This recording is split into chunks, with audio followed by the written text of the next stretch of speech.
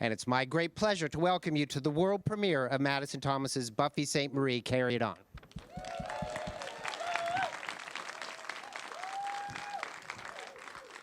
I'd like to thank our lead and major sponsors, Bell, RBC, Bulgari, and Visa for their continued support. Thank you to our major supporters, the Government of Canada, the Government of Ontario, Telefilm Canada, and the City of Toronto for their continued support.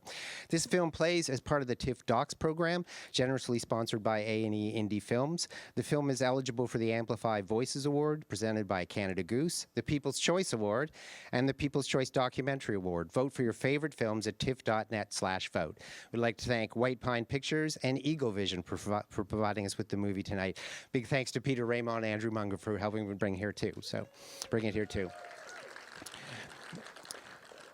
I'm extremely proud to be up here to introduce this film and the team that put it together. I've seldom seen a portrait film with the energy and vitality of this one. It's beautifully directed by Madison Thomas, edited, very sharply edited and exhaustively researched. It features some extraordinary guests who love and respect for the film subject leaps off the screen, which is good because this subject deserves it. There's no one in the music industry more iconic than Buffy Sainte-Marie. She's groundbreaking in every sense of the word and a true artist. It's an amazing reminder for everyone who needed to be reminded and an enormous pleasure for those who didn't as well. Please join me in welcoming the executive producer from Eagle Vision, Lisa Meaches, and Stevie. Thank you. Mic check, mic check. Can you guys hear me? Mic check.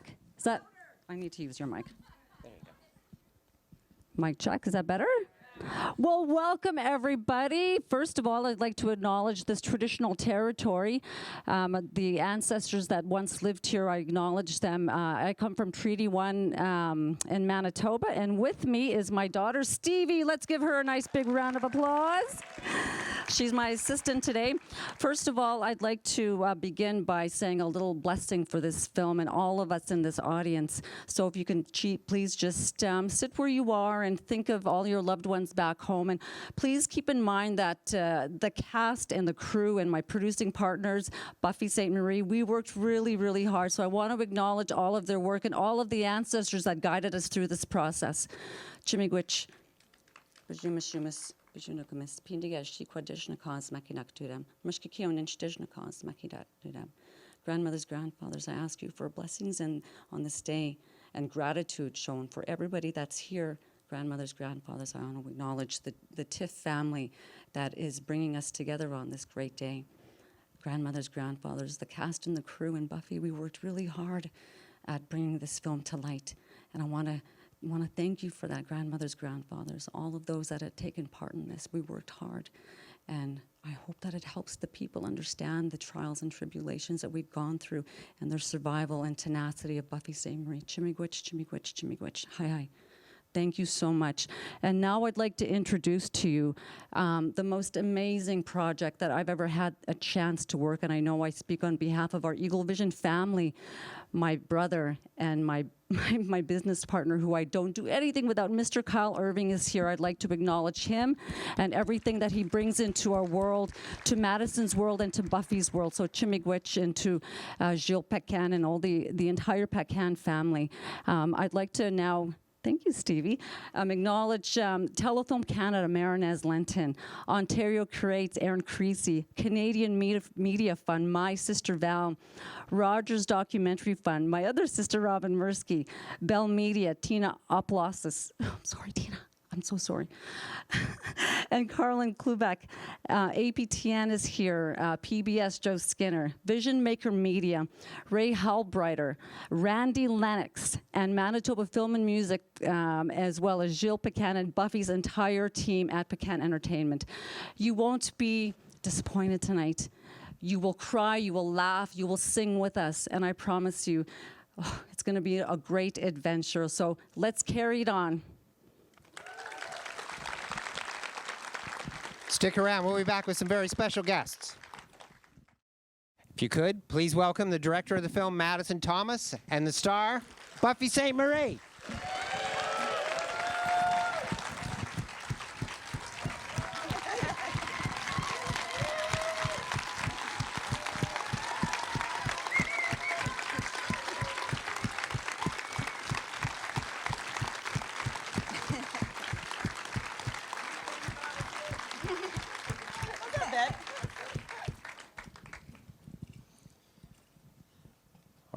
Sorry, I'm just doing the scan for my friends. Hi, everyone. So maybe you guys could start off by congrats on the film. Thank you so much. Great job. Maybe you could talk a bit about how it started, how you guys got together, and how it developed. For sure. So I came onto the project about 1.5 years ago. Eagle Vision Productions, who are here in the audience, my lovely Eagle Vision family. Woo! Who I've been working with for pretty much my entire career. They first brought up the project to me, and I think my eyes went, triple the size they are at the thought of doing a documentary on Buffy Sainte-Marie. So it was a real easy yes. And then had to meet Buffy via Zoom because pandemic days. And I honestly was thrilled my camera was not working that day because I was sweating bullets. I was nervous as all heck, and I got to hide that for the first meeting. So a little less nervous now. And for me, at first I didn't want to make a documentary. Joan Prowse had made a wonderful documentary about me called Buffy Sainte-Marie, A Multimedia Life, and I didn't want to make another one because I had considered, so many documentaries are just kind of talking heads and kind of boring, and I thought, I already told my story, and I like to do things that are creative for me. So, and then my manager, Gilles Paquin, told me that White Pine were interested. So I met with Andrew Munger, and it was very nice. We had a lovely conversation, and I thought about it. But I explained to him that I was interested in spending my own life doing creative things. So if I were going to be a part of it, I wanted to be kind of a real part of it. I knew I had lots of pictures, lots of stories that hadn't been told and stuff. And so I kind of wanted to be a part of that creative team. And then when Eagle Vision also were involved, I was even more thrilled because I had worked with Lisa Meaches on some other occasions, and I had really respected her work too.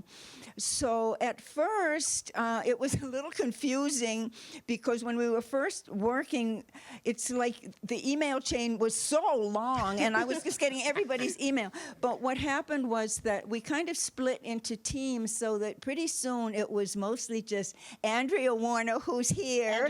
Andrea is the writer, and she had written my biography. And so she was our head writer, and of course you saw her on the screen. As the Buffy expert. and so it was the three of us, and it was really quite creative. We'd get together maybe once a week or sometimes every 3 weeks, so you know how it was with COVID. And it was really a lovely experience, and I'm so glad that there are so many people who worked on the film who are here tonight, because I got an awful lot of thank yous to say. It was a learning experience for me. I learned so much from Madison and Andrea, and then when Steve Panicia and Brian, he brought his team to Hawaii to film. I tell you, there's really a lot to filmmaking that I had no idea how all these really accomplished people working together, how to really pull it together. But we had an incredible director. I'm so proud of you, Madison. I am. I had seen your work before. And I really like what you did with my story. I'm so proud and grateful to everybody who participated in it. I had worked with Chris Burkett on many, many albums, and Kevin Schock from White Pine was also involved in the music. And, when you write a song, you write a song. And then sometimes it takes other people to really shine it up and make it as wonderful as it turns out. So it was a team effort, and I'm so grateful to have been involved. Cool. Yeah, I do want to. One of the great things about the documentary is that it really balances the music with the personal story as well, and tells it through that. I mean, often when there's films about musicians, they don't put the music front and center, which I thought was amazing. It was great to see. Oh, thank you so much. And that was definitely like a creative choice from the get-go. I don't think the soundbite ended up in the final documentary, but one that always stuck out to me, Buffy, was that you always want to put your songs to work. Yeah. So to me, the work's been done. So why not showcase it? We don't need to rehash it. The message and the stories are in the songs. So utilizing that as part of a storytelling was definitely key from the beginning. It was interesting to me, too, because I'm kind of a one-man band. I started as just a solo singer, songwriter, with an instrument. And if I had made a movie about myself, it would have been one thing. But watching. This is the first time I saw the whole thing all together, although I had seen parts in different versions. And just seeing the things that Madison made happen, I never would have thought of those things. The way she juxtaposed things, the things she included. And I want to thank our reenactment actresses, the three girls who played me in a younger time in my life. I thought you did a wonderful job in recreating that. I mean, you just you're a real talent. Aw, me glad, Buffy. And I just want to give a shout out to Ayanna Hart, who's in the audience, who played 20-year-old Buffy. Ayanna, wave, don't be shy. Yeah, give us a wave. There she is. She's hiding, she's somewhere over there. Do we can take questions for the audience if you guys want to jump. Ben, go for it. Ben, go. He's from Winnipeg. Yeah, we love you, first of all, Madison and Buff. Murray.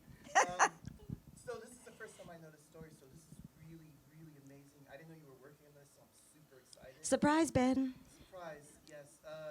First of all, how long did it take you to, research-wise, and did you have a team helping you with that, or was that all you? And will you come to my class and teach? I'll answer that question first. Question was, how long did it, Ben didn't know that much about Buffy, but loved the film, and you want to know how long it took to research the film? And the class thing, but you can handle that one. Yeah, I'll start at the end. Yes, I'll definitely come teach a class, Ben. You know that answer is always yes to that. I've been involved for about a year and a half, but I believe Jessica Wise, our head researcher, wave Jessica. You did a wonderful job. She had 60 Yes, you did. 60 years worth of archives to drive through. I don't know quite how you did it, but I'm very thankful. I believe that work was getting started even before I came on board. So long time, 3 years. Next, anyone? Actually, I do want to follow up on the you had a treasure trove of stuff too, Buffy. How did you sort of filter through it? How did I go through all my stuff? Oh, boy, I tell you. Every few days I'd get a call, and they said, oh, see this picture here? Do you have a high-res version of it? Because I had sent tons of pictures. And when White Pine came to my house in Hawaii, too, we kind of ran out of time, and I had thousands of pictures. And Steve was running around, rephotographing things from my scrapbook, at least so that we'd have references. And then I'd get a request for this picture or that picture. Oh, I'd be going through all of these. I mean, I just have so many binders of songs, also of photos, but I don't have them like alphabetical or anything. So They're not organized like your songbooks are. No, they're not. And so I'd have to go hunting for this gosh darn picture, which was taken in Paris in 1960 something or other. And I knew I saw it somewhere, and then I would rescan it high res, and then I'd run into moire patterns, right? And you digital artists, you know what that is. So White Pine helped with that. The White Pine team helped with reprocessing some of the photos that I had that were not, they just made them better and made them usable. And, it was really interesting to work with kinds of technicians that I didn't even know existed before. Also, we had... I wasn't the one who decided what was going to remain in the movie and out. I always felt like I was overkilling and sending too much, but Never. Boy, oh boy, you sure packed it in there, girl. Well, and we were so thankful for your notes all the way through, Buffy. It just made the film stronger and more personal every single step of the way. So thank you so much for being such an active collaborater. I know you're a busy lady, so thank you. I think we all really need to thank all of the people like George Stromanopoulos, Absolutely. and Taj Mahal, and Joni, and Jackson Brown, and all the people who showed up for this movie. It's sure nice for me, and it's just really good to see all those strong people still in this world and caring about the music and each other, and you don't hear a lot about that. Absolutely. And well, I will say also, you know, Buffy, one response we got constantly from people was, because it was during the pandemic, we were doing a majority of these interviews, and usually the response was, I'm not doing interviews right now, or I don't do interviews anymore at all, in the case of Joni Mitchell, but for Buffy, I'll do it. And that was the answer we always got. I have to tell you guys something, because this is Toronto. 2 nights ago, in the middle of the night, you know, I got bad jet lag. I live 5,000 miles away. So I was up all night, and my purse started ringing at me, and he said, oh, it's my phone, and I took it out. Joni Mitchell. I had visited Joni a couple years ago. She was in a wheelchair, and she was, I would say, maybe 60%. And I love Joni dearly, although we hardly know each other. We've only we only met each other a few times, but we've always had a mutual respect. And she sounds so great. She didn't know that I was in Toronto when she was calling. She thought I was probably in Hawaii. And when I told her I was in Toronto, she asked me to say a special hello to you guys. And I just want you all to know that she is back. Brandy Carlisle set it up so that Joni played at the Newport Folk Festival a few weeks ago.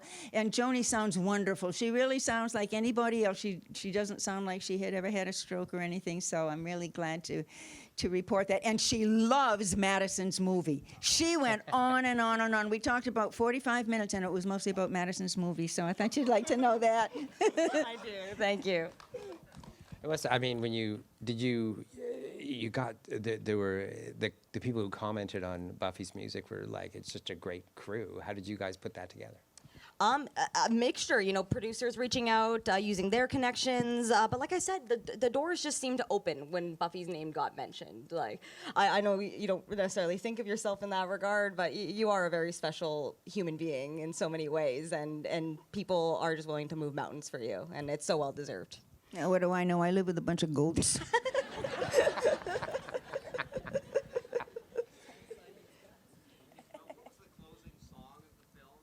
Question was, what was the closing song of the film? The one that played over the credits. That's Star Walker. Personal favorite of mine, and what you always end your shows with. Star Walker. You know, I do a lot of songs that are really hard to take. Yes. And you know, like it said in the movie, I'm a teacher. I'm trying to inform people. I'm trying to give them the gift of information. I'm not trying to insult them or hurt them or get retribution or be mad at them. I'm just trying to give them something. But some of my songs, like My Country 'Tis If Thy People You're Dying, or Now That the Buffalo's Gone, they're painful. They're painful for what happened to us and the people who are descendants of the people who did these things in the world. And when I sing a song like that, I'll always follow it with something super positive. I really believe that music can really hurt you, but it can also really be healing and medicinal. And so I'm always very careful to follow one of those hard-hitting songs with something like Star Walker or Carry It On or You Got to Run. Yeah, behind that, yeah. I work at Canadian Centre of Toronto. I just wanted to say a few words for mentioning the centre. And also I wanted to mention we have some of our elders here in this row down here. Elders from the centre, give a wave, and I just wanted to say thanks for mentioning the centre. Oh! Shimigaj for being here. Thank you so much. Kinanaskamitin. And there was somebody, yeah, go ahead. Right, we'll do the lady in the middle, and then we'll go back. I didn't see you, sorry. We'll do that one and then go back. Go ahead. 2 questions for Buffy. One, you've been kind of creative your whole life. What's an upcoming creative project that you're working on? Okay, so first question is, you've been creative your entire life. What's an upcoming creative project that you're working on? The second one is? The second one is, you've been an activist your whole life as well. What's one wish you would wish to come true? You've been an activist your entire life. What wish would you like to come true? You always get the toughest questions. Well, it's kind of... That seems like 5 questions, really. I would really love to see the Cradle Board Teaching Project come to Canada. But I don't want to be an administrator. I would love to find educators who would like to take on the Cradle Boy teaching project, because I got the lesson plans, I got the quizzes, I got geography going on, I got government going on, we've got science through Aboriginal eyes going on. So I'd love to see that happen. And sorry to interrupt, Buffy, but that's all that the Cradle Board. It's all to educational standards, correct? Oh yes, we started it in the U.S. because our first funding came from the wonderful W.K. Kellogg Foundation, and we were required to serve U.S. children first. But I wound up with at least a third of the curriculum being a Canadian content as well. But we never, although we were in 18 states, and we stretched a 3-year grant to about 12 years from other funding and hard work. We closed when the Bush administration came in and wanted to privatize philanthropy, and we were working with NASA at the time on a high school astronomy project. And you know, when that happens, the personnel all changes, so you don't know anybody anymore. So I realized at that point that I better go back on the road and make some money in order to support my scholarship foundation. So that's what I did. So I'd love to see that happen. With regard to what activism, thank you for asking the question. I would really love to see the Pope, who I like very much. I really admire Pope Francis. And I would love to see him, since he's, a lot of Indigenous people are yelling at the Catholic Church, do away with the doctrine of discovery. In their perspective, they have already gotten rid of the doctrine of discovery. They abandoned that a long time ago. However, the countries that were colonized with under the words of the doctrine of discovery, which says to force their persons into perpetual slavery, to kill them and to take all of their land. See, the countries that were colonized under that rule it's still in their books. So don't tell me that was a long time ago. The 15th century was a long time ago. Ruth Bader Ginsburg used the doctrine of discovery to defeat the Oneidas. And that wasn't very long ago. And she regretted it for the rest of her life, but she did it. She wrote the majority opinion, believe it or not. That's how ignorant even the smartest people are about Indigenous things. So I would like to see the Pope at the United Nations explaining to the nations of the world that this doctrine of discovery is bad. We've already abandoned it. Why don't you abandon it too? Because it's not just Indigenous people in Canada and the US, and Central America and South America. It's Indonesia, it's Africa. It's even the people in Scandinavia, the Indigenous people there. Because the thing said that if explorers are out exploring and come upon human beings, they didn't even call them human, inhabitants they called them, then they were supposed to be enslaved or killed. And anyway, we want the land. So if we could only get the Pope to explain that to the nations of the world, if we could only get the Pope to ask the nations of the world to follow that kind of example, it could make some difference, I think. Anyway, that's the answer to the question, and thank you for asking. Let's get rid of the doctrine of discovery one way or another. We can do one more. I missed somebody at the back there. You tried to ask a question later or earlier. Sorry.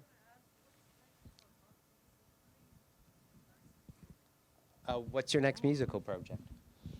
Well, I'm going to the National Arts Center next week. Oh, wait a minute. We have a concert in St. Catharines. What was that, Saturday night, I think. And, at the National Arts Center, there, you know what the beautiful Van Gogh and Monet immersive art shows are, where there are paintings just everywhere swirling around you. Well, Gilles Paquin, my manager, he's the one who's doing that. And that's what's going to happen at the National Arts Center on September 16th, I think. It's going to be a tribute show of other artists doing my songs. And my artwork is going to be presented immersively throughout the entire place, and I am so excited about it. And then I have a concert in Vancouver, and then I'm going to go home with the goats. And I'm going to stay there as long as I can, and I'm not going to come back until the airlines are fixed, because both WestJet and Air Canada gave me a real hard time. Oh, I was stranded for a long time, and so I don't want to do that anymore until they're fixed. WestJet, Air Canada, if you're listening, Buffy ain't coming back till it's fixed. Well, I'm sorry about that, but I'm really glad you're here. I'm afraid we have to wrap it up. When is the film getting released? Do you know? Producers, I'm bad with dates. It will be on PBS in the States and Bell Media here and Great. Crave. Okay. Yeah, well, so look out for future dates. I'm sorry, I'm awful at remembering this stuff. but that's good. That's great. Thank you guys so much for the film. Thank you so and much for having us, congratulations. Steve. Thank you. Thank you, everyone. Thanks for coming.